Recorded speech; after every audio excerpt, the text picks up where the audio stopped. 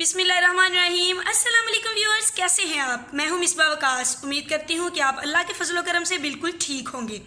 Viewers, मैं आपके साथ आज शेयर करने वाली हूं एक ऐसी सिंपल सी रेसिपी, एक ऐसी सॉस कह सकते हैं या फिर उसे हम मेयोनीज़ भी बोल सकते हैं। सॉस इसलिए कि वो शवारमे में इस्तेमाल होती है और मेयोनीज़ इसलिए कि आप उसको इस्तेमाल कर सकते हैं, सैंडविचेज़ में भी इस्तेमाल कर सकते हैं। आप उसे मुख्तलिफ मतलब चीज़ों में, आम रूटीन में आप पराठे पे भी लगा के उसको खा सकते हैं। तो व्यूअर्स, जो मेरी रेसिपीज़ होती हैं, मैं ये कोशिश करती हूँ कि वो चीज़ें इस्तेमाल करूँ जो कि आप अपने किचन में से ले सके, आपको बाहर जाना बिल्कुल भी ना पड़े।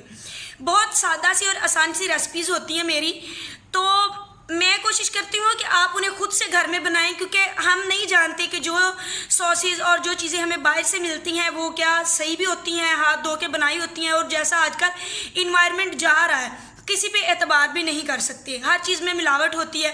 तो क्यों ना ऐसी चीज़ें बनाई जाएं जो कि बिल्कुल खालिस हों, आपके अपने सामने अपने हाथों से बनी हो, आपकी खालिस जो चीज़ें आपके किचन में मौजूद हैं उनसे बनी हो।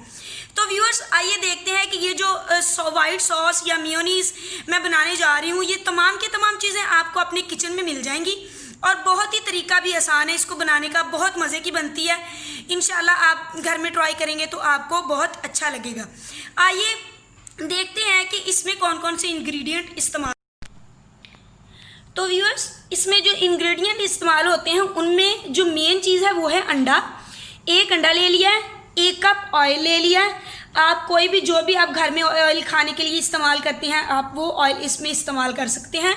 उसके अलावा इसमें 1 जवा लहसुन का है, जिसको मैंने थोड़ा सा इसको पीस लिया है। बाकी ये जब इस्तेमाल ग्राइंड हम करेंगे तो ये उसमें बन जाएगा। 1 चुटकी नमक की है, 1 चुटकी ही काली मिर्च की है और 1 चुटकी ही चीनी की है। बस ये चीज़ें इसमें इस्तेमाल होंगी, लेकिन एक टेक्निक है जिसके ज़रिए ये बनेगी। तो आइए आपके साथ इसको बनाते हैं, शुरू करते हैं। तो ये सबसे पहले अंडा लेके इसको डाल लेते हैं। इसके साथ ही जो हमारे ये इंग्रेडिएंट है इनको भी सबको अंदर डाल लेते हैं। बंद करते हैं ब्लेंडर को और चला देते हैं। पहले हमने इसको अच्छे से ब्लेंड करना है।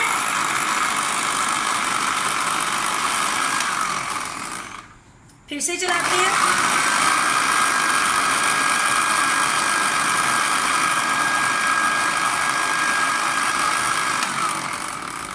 अब जो मेन ट्रिक है इसमें, इसको खोल लेते हैं और इसमें डालना है थोड़ा थोड़ा, इसको ऊपर से खोलना है। अब हमने क्या करना है, मशीन को चला लेना है और इसमें ऐसे बांध के ना इसमें डालना है ये ऑयल। आहिस्ता आहिस्ता इसमें ऑयल डालते जाना है, ऐसे मशीन नीचे से चलती है।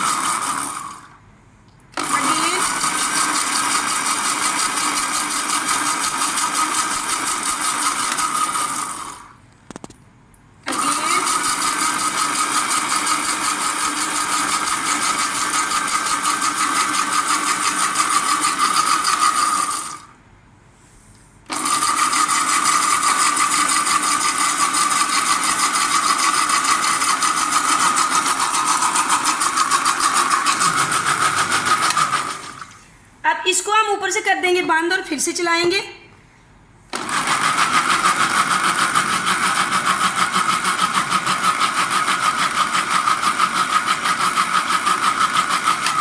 इसको हमने अच्छे से चलाना है ताकि ये बिल्कुल ठीक हो जाए। तो व्यूअर्स, मशीन को करते हैं हम बंद और खोल के आपको मैं दिखाती हूँ। ये देखिए, माशाल्लाह सुभान अल्लाह, इतनी प्यारी ये बिल्कुल ठीक बन गई है। ये देखिए, अब हम इसको निकाल लेंगे बाहर एक एयर टाइट कंटेनर में। ये मेरे पास जैम वाला छोटा सा जार ये खाली हुआ पड़ा हुआ है, तो मैं इसी में इसको भर के रखूँगी। अब हम इसको निकाल लेते हैं इससे बाहर। ये देखें, इसकी थिकनेस आप देखें।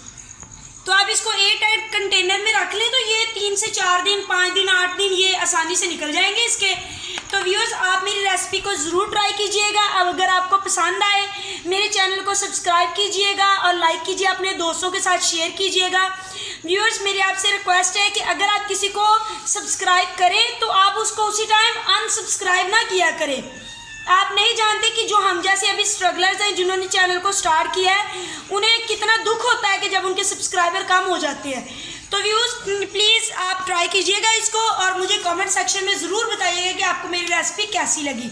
इसके साथ इजाज़त चाहती हूँ, एक नई रेसिपी के साथ हाजिर होंगी। अल्लाह हाफिज़।